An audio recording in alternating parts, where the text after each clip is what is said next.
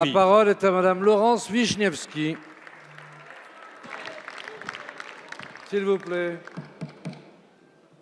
Merci, Monsieur le Président. Ma question s'adresse à Madame la garde des Sceaux, ministre de la Justice.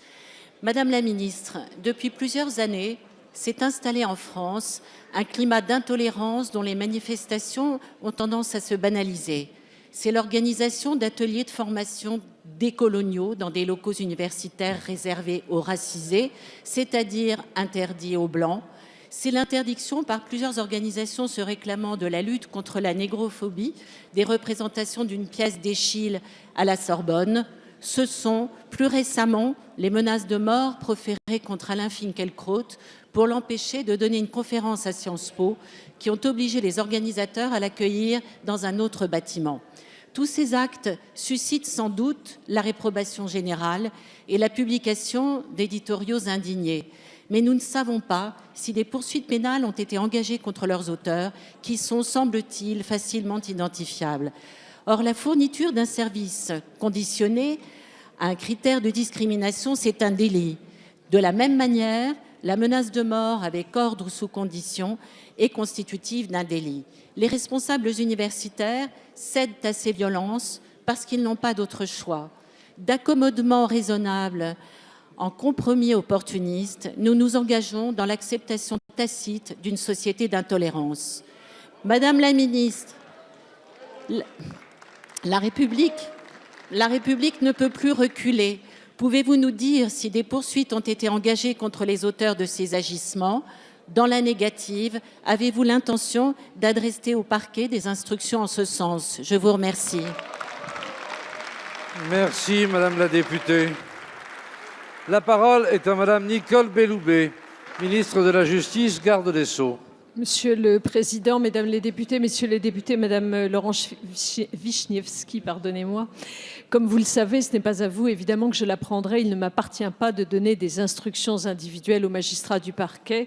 Ce sont eux seuls qui peuvent apprécier si les faits portés à leur connaissance sont susceptibles de justifier en droit et en fait des poursuites.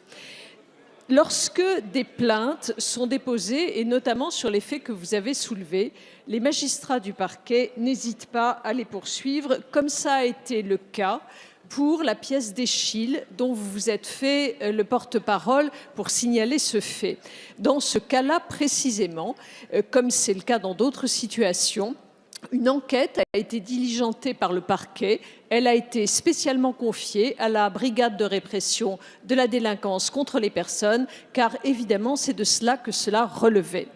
S'il ne m'appartient pas de donner des instructions individuelles, en revanche, il m'appartient d'adresser des instructions générales aux procureurs généraux. Et c'est précisément parce qu'il nous a semblé que cette situation-là était particulièrement délicate que j'ai adressé le 4 avril dernier une instruction à l'ensemble des parquets pour la lutte contre les discriminations. J'ai notamment attiré l'attention des parquets sur 3 points. Je leur ai dit que j'attendais d'eux une extrême vigilance dans la conduite de l'action publique concernant ce type d'acte afin d'identifier les auteurs. Je leur ai dit ensuite que pour s'assurer de la qualité des procédures, ce qui est indispensable, j'ai demandé au procureur de sensibiliser les services d'enquête et également de procéder à un accueil attentif des victimes, mais aussi de construire des partenariats locaux.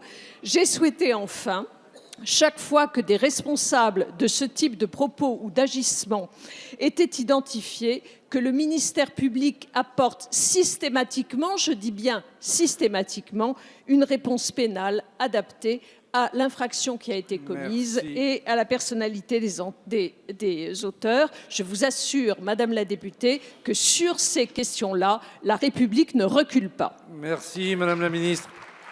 Je vous demanderai à toutes et à tous de respecter le temps des 2 minutes qui sont imparties, car ça me gêne chaque fois de devoir vous interrompre.